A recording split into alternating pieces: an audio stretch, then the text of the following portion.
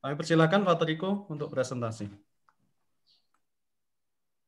Baik, Romo dan Diakon serta teman-teman brother, berikut adalah tema mengenai apokatastasis.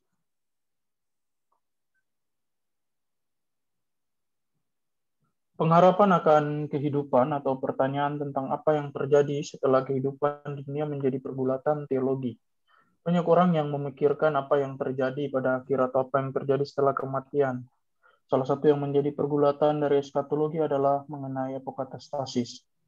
Apokatastasis ini adalah pandangan yang mengatakan bahwa pada akhirnya nanti semua orang akan diselamatkan karena kerahiman Allah yang tidak terbatas. Setan dan malaikat juga akan mengalami kehidupan karena Allah yang menyelamatkan. Baik, nanti ini semua ada dalam materi yang akan saya bawakan. Pertama, kita akan masuk dalam pengertian. Jadi kata apokatastasis itu berasal dari bahasa Yunani. Apokatastasis adalah penyusunan kembali atau penggantian, perbaikan ke dalam kondisi asal atau awal. Apokatastasis berasal dari bahasa Yunani, sering juga diungkapkan apokatastasis. Istilah ini pertama kali digunakan di dalam pemikiran Stoik awal.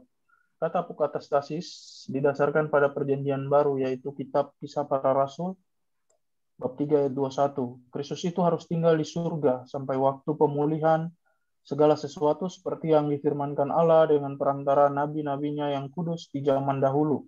Dan surat Santo Paulus kepada Timotius, di mana ia mengatakan bahwa itu adalah kehendak Allah, bahwa semua orang harus diselamatkan. Tadi kata Yunani, kemudian kata Latinnya itu adalah restitutio di pristinum statum, restorasi ke kondisi asli. Kata apokatastasis mau mengatakan bahwa rahmat Allah akhirnya akan berjaya dalam semua makhluk berakal budi, termasuk roh-roh jahat dengan menggerakkan mereka untuk menerima cinta dan belas kasih Allah. Semua makhluk akan berbagi dalam kasih karunia keselamatan. Bahkan setan dan iblis dan jiwa yang hilang akan diselamatkan.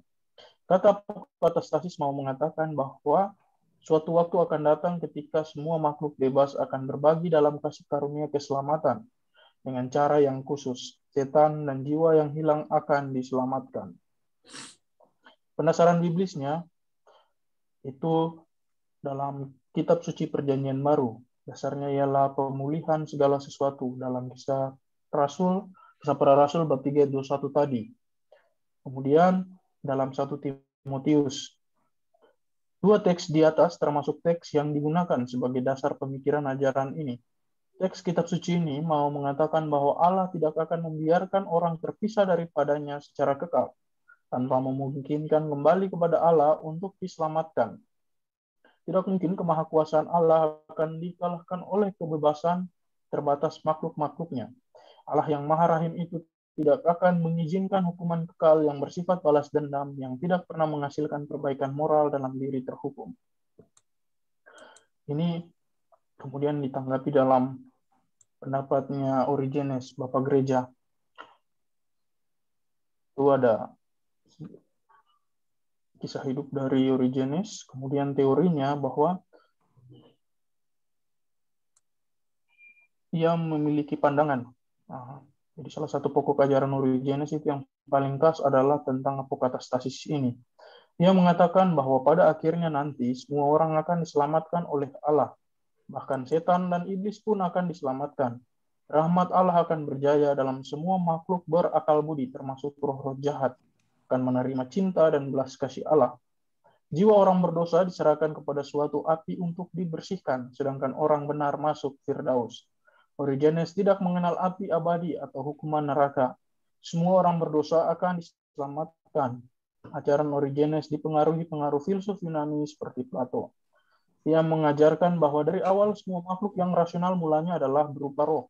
Ia mengajarkan bahwa setelah penebusan dosa melalui penyaliban Yesus di kayu salib, maka baik orang yang telah masuk neraka juga akan ditebus dosanya dan kembali menjadi suci, dan ia percaya bahwa semua orang yang di surga bila melakukan pelanggaran akan dikeluarkan dari surga.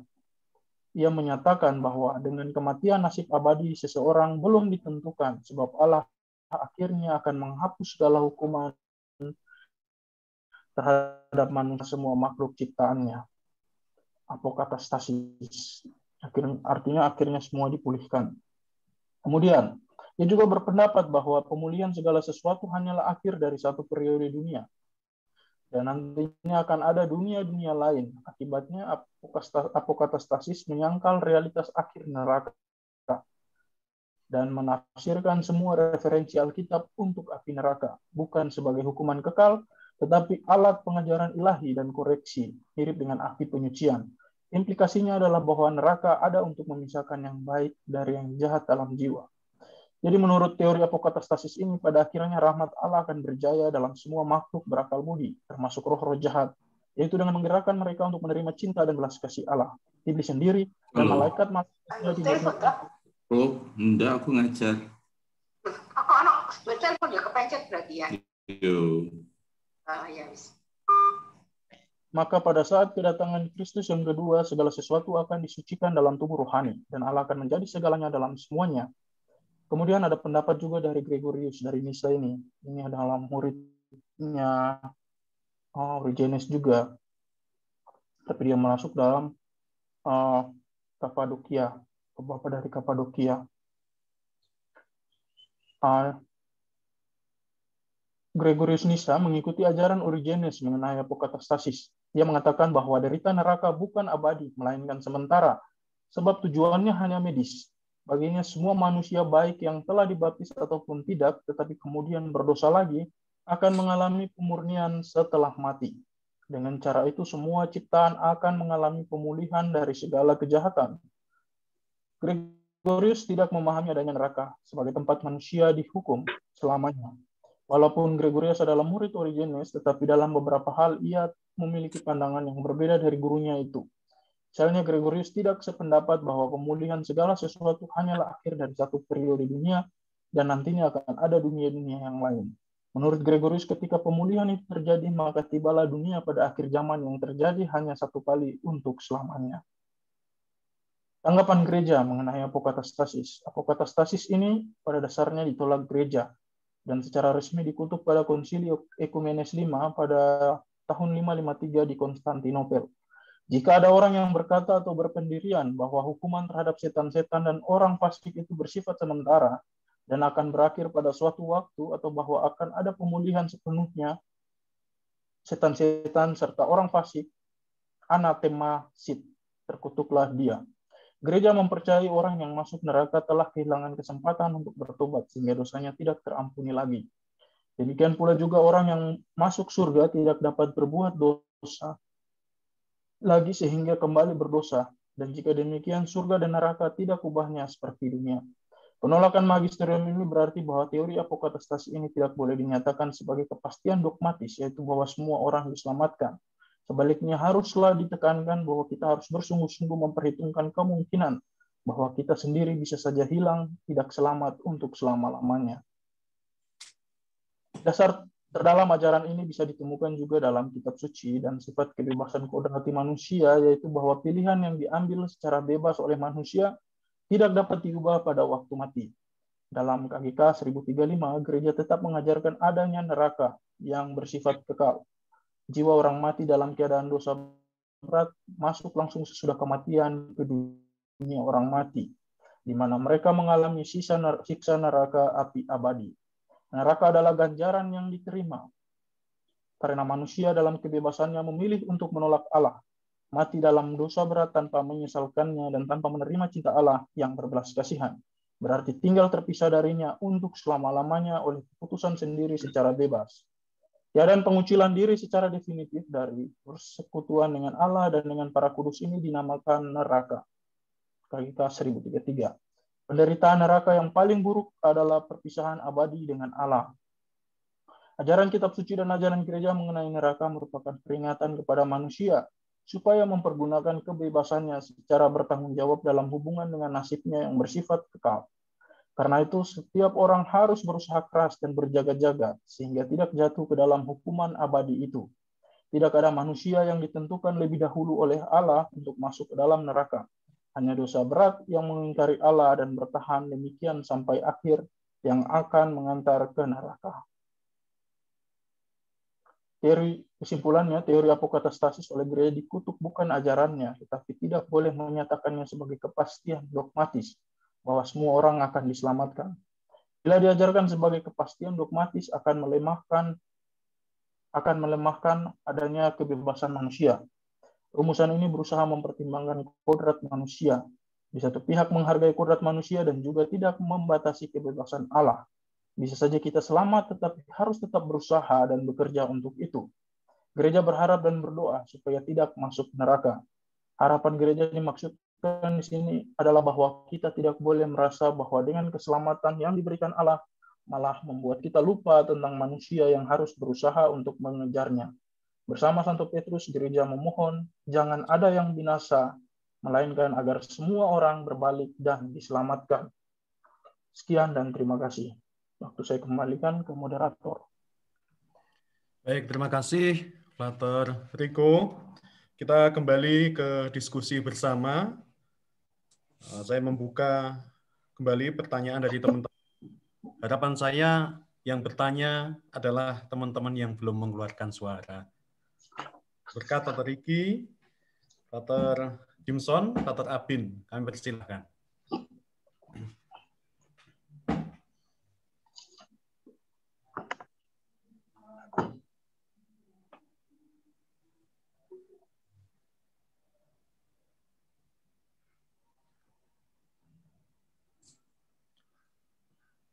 Ya, Pater Jimson, silakan. Baik, terima kasih Frater Ngatun. Terima kasih Frater Riko. Pertanyaan saya itu singkat. Saya belum terlalu paham ya tentang apokatastasis tadi. Apa itu latar belakang teologinya, itu latar belakang teologisnya, misalnya kok sampai muncul pandangan atau dogma, bisa dikatakan dogma ya, sebelum ada itu ya. Apa latar belakang teologis sehingga bisa muncul seperti yang diungkapkan tadi. Itu saja. Baik, terima kasih Pater Jimson. Saya pertanyaannya jelas. Pater Riko langsung dijawab.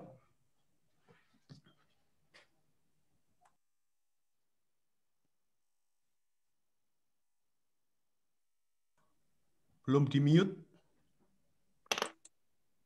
Sorry. Maaf. Baik, Pater Jimson, mungkin istilah apokatastasis ini lebih tidak mudah untuk dimengerti. Tapi ini seperti ajaran atau teori yang khususnya pernah diajarkan oleh salah satu bapak gereja, yaitu Origenes, bahwa manusia itu pada akhirnya itu yang masuk ke neraka maupun yang berada di yang berada di neraka itu pada akhirnya itu diselamatkan oleh Allah. Jadi tidak ada neraka itu seperti hanya tempat singgah, sebelum pada akhirnya semua orang itu, semua makhluk termasuk setan-setan, iblis dan roh-roh jahat semua akan pada akhirnya diselamatkan. Jadi bahasa sederhananya itu seperti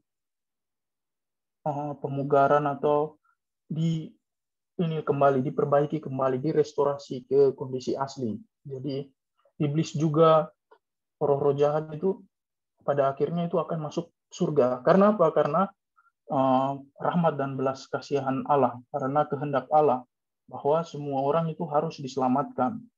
Nah, tentu saja ajaran ini menurut gereja itu bisa membahayakan. Karena apa?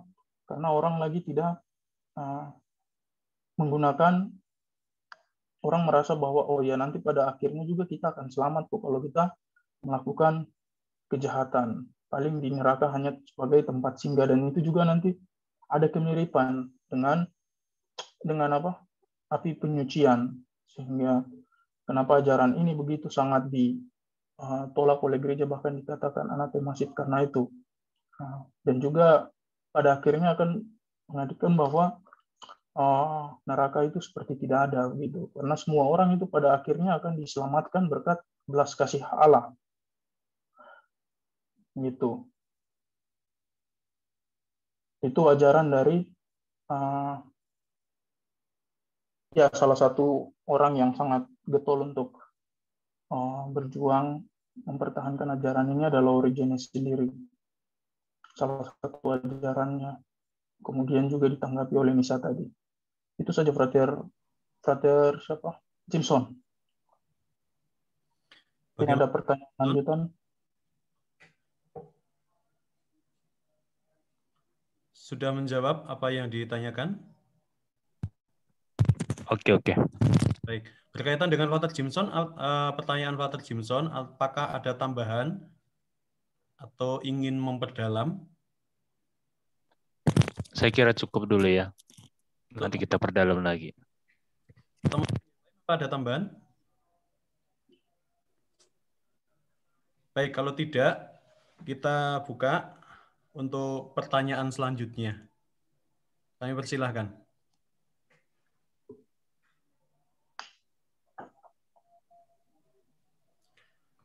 Frater Abin, dipersilahkan. Ya, dari saya. Saya kira tema ini memang sangat menarik. Sangat menarik, tetapi saya lihat dalam realitas kita, dalam hidup sehari-hari, jarang sekali orang berbicara mengenai hal ini. Orang lebih banyak berbicara mengenai surga, neraka, seperti itu. Mengenai apa katastasis ini jarang sekali dibicarakan. Tetapi ini pertanyaan saya seperti ini. Jika gereja memang melarang, artinya mengutuk dalam satu konsili itu gereja pernah mengutuk ajaran ini. Nah, apa yang membuat kita merasa penting untuk membicarakan hal ini?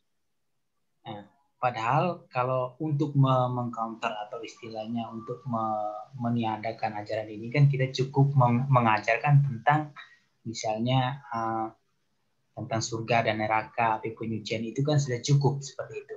Itu pertanyaan saya. Terima kasih.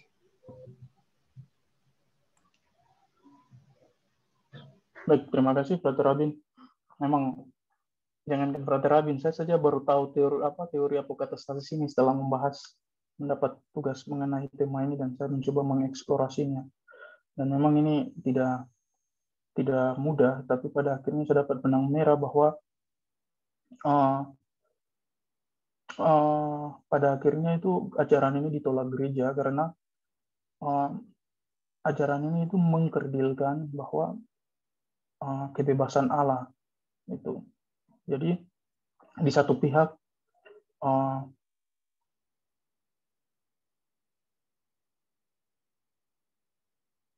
kita juga diajak untuk mau selamat, tetapi harus berusaha dan bekerja untuk itu. Itu yang utama. Jadi kalau kita hanya santai-santai dan mengharapkan belas kasihan Allah, maka itu juga tidak benar. Bahwa kalau kita mau selamat ya kita harus berusaha dan gereja selalu berjuang untuk itu. Dan tugas gereja itu adalah untuk itu, menyelamatkan manusia supaya tidak. Ya, dan memang ajaran ini, kalau kita mau kontekstualkan dan relevansikan dengan kehidupan sekarang, kenapa perlu untuk membicarakan tema ini? Karena kita melihat bahwa sekarang tuh orang sudah sudah memikirkan bahwa ya untuk apa saya ke gereja, untuk apa saya saya ujung-ujungnya juga nanti diselamatkan oleh Tuhan berkat rahmat baptisan itu yang saya sudah terima. Sehingga untuk apa lagi saya paling hanya di api neraka, sehingga sebentar kemudian berkat rahmat Allah itu saya juga akhirnya pada saatnya masuk ke dalam surga. Nah ini membuat orang menjadi menjadi tidak ini lagi, tidak berusaha, tidak berjuang untuk mengejar kerajaan surga dan senantiasa berjaga-jaga dalam segala sesuatu, dalam segala tindakannya. Dan itu juga berbahaya karena kalau dipraktikkan dalam kehidupan, maka nanti orang bebas melakukan kebebasannya, orang bebas melakukan kejahatan dan sebagainya. Walaupun kita harus menyadari bahwa gereja punya tugas itu untuk menyelamatkan semua orang. Memang teori secara teori apokatastasis ini memang tidak kita bicarakan secara spesifik, tapi praktiknya itu sebenarnya sudah ada. Mungkin itu jawaban singkat dari saya, Frater Albin. Nanti bisa dijadikan diskusi untuk kita. Iko, Frater Albin bagaimana? Ya, saya merasa ini cukup menarik karena dari tema-tema yang kita bahas sebelum-sebelumnya itu seolah-olah dipatahkan jika ajaran ini itu disahkan seperti itu. Jadi kalau misalnya gini, kita melihat bahwa ajaran ini pun punya pendasaran kitab suci ya, punya pendasaran suci. Bagaimana kita melihat bahwa apa yang diajarkan ini menjadi keliru, padahal dia juga memiliki pendasaran dalam kitab suci dan diajarkan oleh bapak-bapak gereja seperti itu. Maksud saya pernah dibicarakan oleh beberapa bapak gereja seperti itu. Dan ini memang sudah sangat berkaitan dengan misalnya soal kebebasan manusia seperti itu. Baik, terima kasih Frater Albin. Jadi pertanyaannya itu ini juga bagian dari ada pendasaran tipisnya. Kenapa ditolak ya seperti itu? Sehingga nanti umat tidak bertanya-tanya, loh ini kan ajarannya ada di dalam kitab suci. Baik, sebelum saya menjawab secara ini, saya mungkin lemparkan ke forum, maka mungkin bisa ada yang menjawab. Baik, Albin, Frater Riko, tanggapan terkait dengan pertanyaan Frater Albin. Frater Hiro dan Frater Esore. Tidak dengar, Tun. Baik, Frater Albin dan Frater Esore dan Diakon Hiro bisa memberi tanggapan juga.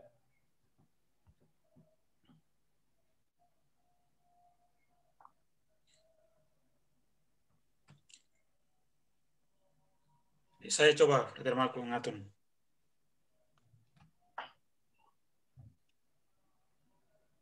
Silakan, Frater Esore. Baik, berkaitan dengan pertanyaan itu tentang Frater Albin, kenapa ini keliru tetapi dia punya pendasaran biblis. Jadi, saya kira yang kalau kita mau bandingkan dengan contoh yang paling konkret adalah seperti dalam ajaran gereja Katolik itu bahwa kita tidak bisa untuk menafsirkan segala sesuatu itu sesuka kita. Artinya sebebas yang kita mau. Walaupun ada pendasaran biblis, tapi masing-masing orang itu bisa dengan pendapatnya sendiri-sendiri. Jadi memang kalau kita lihat di slide keempat itu ada memang pendasaran biblisnya tuh, Kisah Para Rasul dan Timotius itu yang menjadi dasar ajaran ini.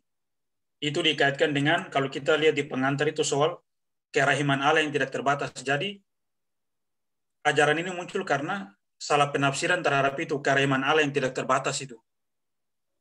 Memang kerahiman Allah itu tidak terbatas, tetapi ketika manusia memilih menjauh dari Tuhan, ya itu kebebasan dia. Kemudian tadi juga itu berakibat apa? Semua dibebaskan, berarti nanti termasuk ini. Setan dan malaikat juga bebas, dan ini sangat berbahaya. Jadi apa seperti dikatakan Frater Albin tadi, apa yang kita bahas sebelum-sebelumnya itu dengan sendirinya gugur.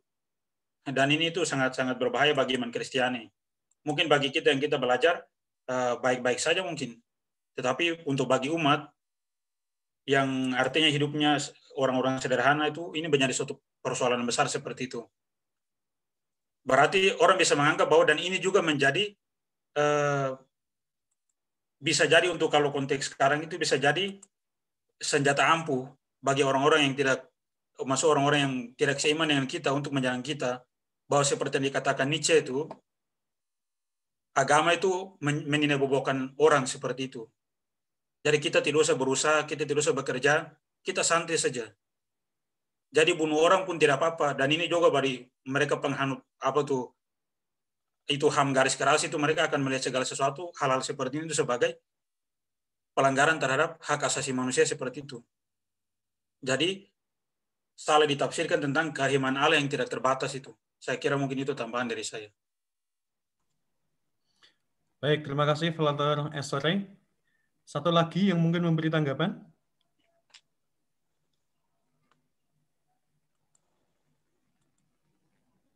Baik. Cukup ya.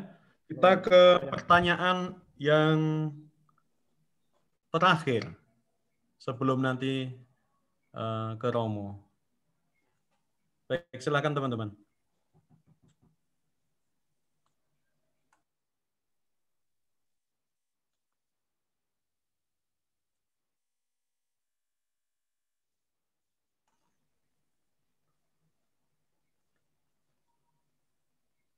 Baik, ada.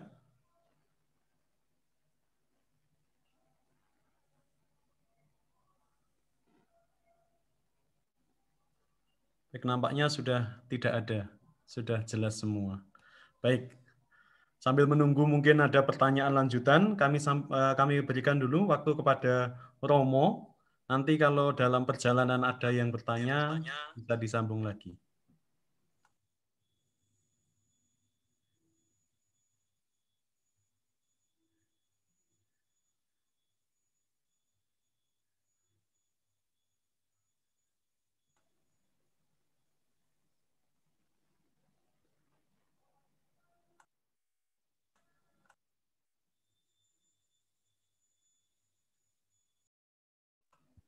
Romo masih mute. Baik, makasih, maaf. Ya, terima kasih. Jadi ini memang satu ajaran yang sudah lama ada dalam gereja yang diluncurkan oleh Origenes. Dan beberapa teolog modern itu mengangkat kembali ajaran semacam ini. Karena itu baik kalau kita ketahui karena ini menjadi tetap aktual, bukan masa lampau tetapi tetap aktual. Nah, pertanyaan pertama tadi yang dilontarkan tadi menurut saya itu sangat mendasar. Apa dasar dari apokatastasis? Apokatastasis itu pemulihan segala sesuatu. Pemulihan segala sesuatu. Jadi, mengajarkan bahwa pada akhirnya akan dipulihkanlah segala sesuatu. Dan itu memang ada dasar biblisnya. Baik tadi dari Kisah Para Rasul maupun 1 Timotius bab 2 ayat 4 itu. Nah, tadi sudah dikatakan beberapa kali oleh kalian sendiri, yaitu ini sebenarnya masih kelanjutan, ingat, kebijaksanaan Allah atau rencana Allah yang Maha Kuasa dan kebebasan manusia dalam penciptaan. Nah, ini kelanjutannya di sini. Jadi orang berpikir, masakan kerahiman Allah itu kalah oleh dosa. Kalau Allah itu betul Maha Kuasa, ya berarti tidak boleh kalah oleh dosa. Maka dosa apapun ya harus dikalahkan. Nah, dengan pemikiran itu maka kemudian orang mengatakan kembali teori dari Origenes ini, dan kemungkinan kalau tidak salah Baltasar mengatakan ini. Ya, kalau kita tahu, oh Baltasar mengatakan, oh ini bukan baru, ini sudah ada tahun 553 Konsili Konstantinopel sudah ditolak. Ya, nah para saudara mungkin perlu mengerti atau secara lebih cermat penolakannya itu karena apa? Konsili Konstantinopel tahun 553 itu tidak menolak isi dogmatisnya. Perhatikan ini. Jadi tidak menolak isi ajaran dogmatisnya. Seolah ajaran ini salah. Tidak. Jadi itu tidak dilakukan. Tetapi Konsili Konstantinopel tahun 553 ini menolak bahwa ajaran ini disampaikan dengan kepastian dogmatis. Perhatikan para saudara, menolak bahwa ajaran ini disampaikan dengan kepastian dogmatis.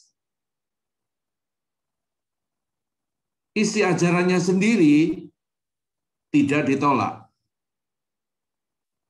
Nah, para saudara, perhatikan disampaikan menolak kalau disampaikan dengan kepastian dogmatis. Jadi, kita berpindah dari diskusi yang bersifat dogmatis, teologis, ke diskusi yang bersifat pastoral. Tadi ini juga sudah diangkat. Kalian tadi juga sudah mengatakan. Jadi, dari sudut isi dogmatisnya, itu tidak disangkal. Dan tidak dikatakan, oh salah ini salah. Bukan. Dan gereja mengungkapkan isi ini dalam bentuk doa. Semoga segala sesuatu itu pada akhirnya diselamatkan. Tapi dalam bentuk doa, itu ada dalam katekismus yang sekarang juga ada. Jadi dalam arti itu isi teologisnya tidak disangkal, semoga Allah pada akhirnya. Tetapi kalau disampaikan dengan kepastian dogmatis, gereja menolak. Perhatikan, yang ditolak bukan isi teologisnya. Yang ditolak adalah cara penyampaiannya dengan kepastian dogmatis. Mengapa? Karena begini, kembali lagi kepada ketegangan antara kerahiman Allah, ya Allah yang Maha Kuasa, rencana Allah, dengan kebebasan manusia. Tadi masalah ini juga sudah diangkat. Saya hanya menegaskan dengan kata-kata yang berbeda. Kalau ini diajarkan dengan kepastian dogmatis, maka manusia dengan kebebasannya, dengan kecenderungannya ke arah dosa, akan dilemahkan. Seperti tadi bilang, ya saya membunuh, enggak apa-apa, nanti akhirnya semua. Dan itu akan lebih menimbulkan kekacauan. Jadi, ini adalah cara mengajar konsili kepada umat dengan memperhatikan kelemahan manusia. Jadi ini mungkin bisa dikatakan dibandingkan dengan kalau memang benar Yesus itu adalah Allah, mengapa tidak dengan sejak semula dia bilang ketika di Israel sana, aku Allah, aku putra Allah. Yesus tidak melakukan itu. Mungkin kalau kita mau gagah-gagahan akan melakukan hal itu. Tapi Allah tidak. Mengapa? Karena Israel pada waktu itu sangat monoteistis. Sehingga kalau Yesus mulai dengan mengatakan, akulah putra Allah, pasti dia ditolak. Pasti penebusan tidak terjadi. Jadi perhatikan di sini, cara mengajar Allah itu juga memperhatikan kelemahan manusia. Jadi di sini kebijakan Allah dalam mengajar. Nah, banyak hal, itu Yesus mengatakan banyak hal yang masih harus kukatakan, tapi jika aku katakan sekarang kamu tidak akan mampu menerimanya. Nah, mungkin dengan pengertian itu, jadi sebenarnya isi teologis tidak ditolak, tetapi pengajaran dengan kepastian dogmatis ditolak. Karena apa? Itu akan melemahkan manusia. Loh, apakah itu berarti bahwa gereja menolak bahwa Allah Maha Rahim dan kerahimannya itu akan mengalahkan segala sesuatu? Enggak ditolak. Ya, tapi bagaimana cara mengajarkan hal itu kepada umat supaya umat tidak dilemahkan? Seperti tadi, ya contohnya tadi kalian katakan ya orang nanti akan membunuh dan enggak masalah, nanti akhirnya toh kebahagiaan semua gitu. Jadi sekali lagi juga kemudian gereja menegaskan ya untuk ini bahwa ajaran tentang neraka, ajaran tentang api penyucian itu tetap ada. Maka ajaran tentang apokatastasis ini ditolak dalam pengertian kalau diajarkan dengan kepastian dogmatis. Mengapa? Karena memang manusia lemah. Jadi pedagogi Allah itu yang membuat ya sebaiknya kita juga belajar bagaimana membimbing umat. Para saudara, dengan ini kita membedakan menjadi dua, yaitu kebenaran teologis dan kebenaran pastoral. Kalian pernah dengar bahwa 8 kali 3 adalah 23? Pernah dengar itu? Berapa? Tidak pernah. Itu? 24. 23. Nah, jadi ceritanya suatu ketika, itu kebijaksanaan Konfusius. Suatu ketika ada seorang yang emosional, ya, orang yang kompulsif, berdiskusi dengan seorang murid dari Konfusius. Muridnya ini murid yang sangat bijaksana, pintar, sangat pandai. Lalu si orang yang kompulsif ini, dia bilang, berapa? 8 kali 3. Murid Konfusius bilang 24. Dia bilang, tidak, 23. Oh ya, benarkah 23? Lalu orang yang kompulsif itu bilang begini, mari kita menghadap Konfusius. Siapa yang benar? Kalau saya salah, saya akan bunuh istri saya. Mari. Kemudian mereka ke Konfusius. Konfusius ditanya, Konfusius, ini tadi ada masalah begini. Dan dia mengatakan kalau 8 kali 3 itu adalah 24, berarti bukan 23, saya bunuh istri saya. Jawabnya Konfusius apa? 8 kali 3 itu berapa? 23. Iya. Lalu ya muridnya itu yang harus dihukum. Wah, berotak dia. Lalu muridnya tanya, setelah ini pergi tanya, bagaimana, mengapa 8 kali 3 itu kok 23? Yang benar kan 24. Lalu Konfusius bilang, memang benar 24. Tapi kamu harus dihukum karena kamu tidak memperhatikan konsekuensi lainnya yang lebih buruk. Kamu hanya mementingkan perhitungan intelektual. Tapi kalau diberitahu bahwa 23 itu salah, yang benar 24, dia akan membunuh istrinya. Itu lebih berat daripada kesalahan. Dan kamu yang ngotot karena kebenaran teoritis itu, kamu yang harus dihukum. Berarti kamu tidak bijaksana. Para saudara, 8 kali 3 berapa? 23. Ingat itu. Jadi bukan soal kebenaran matematis, tapi kita harus melihat dalam konteks lalu bagaimana itu dilakukan. Ini kebijakan pastoral, para saudara. Dan ini belajar dari Allah, ini adalah pedagogi ilahi. Seperti tadi saya bilang, mengapa Yesus tidak sejak semula bilang, aku anak Allah, aku putra Allah? Tidak. Pedagogi Allah itu berbeda. Jadi kembali kepada apokatastasis, isi teologisnya tidak ditolak. Tetapi cara pengajaran ke umat dengan kepastian dogmatis itu ditolak.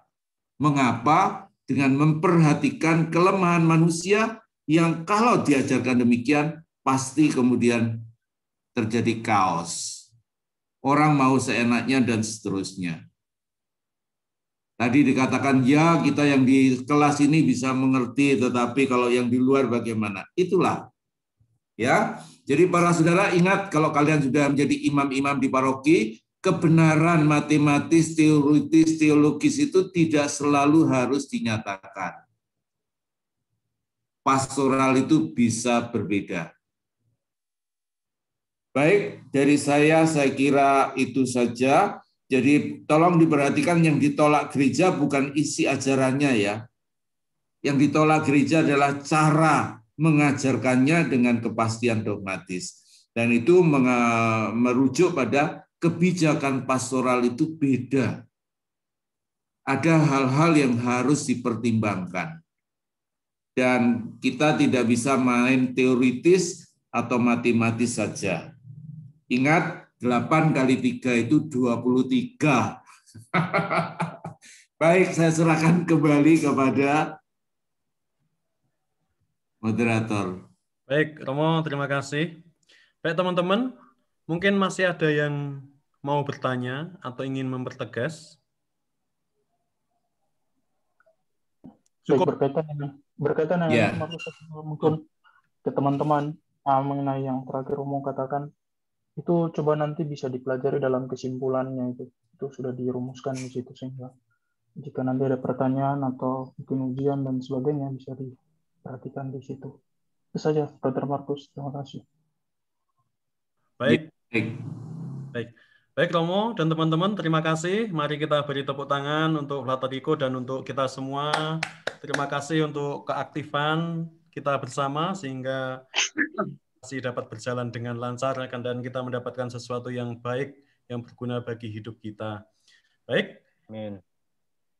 Dengan demikian presentasi kita semua sudah selesai. Syukur kepada Allah. Allah ya. Haleluya. Saya foto dulu supaya gantengnya kelihatan. Senyum.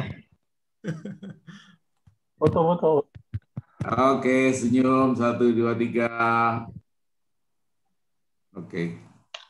Baik para saudara, kalau besok bisa offline, tatap muka, saya lebih senang karena akan lebih gayeng. Dan ya saya pikir untuk mempersiapkan juga, karena kita ini hanya 8 orang, 9 dengan saya 9 ya kita ini ya, 9. Ya kalau seandainya ada umat-umat yang berminat untuk ikut, seandainya itu tatap muka, saya akan membuka kemungkinan karena ya mungkin diskusi akan lebih gayeng ya. Baik, tapi ya saya harap mereka, kalaupun ada awam, mereka tidak mendominasi. Seandainya ada. Baik, saya komunikasikan dekat-dekat hari nanti. Terima kasih para saudara. Terima kasih Romo. Baik. Ya. Baik, terima kasih banyak. Mari kita tutup dengan doa. Father Ricky, saya minta memimpin kita dalam doa penutup.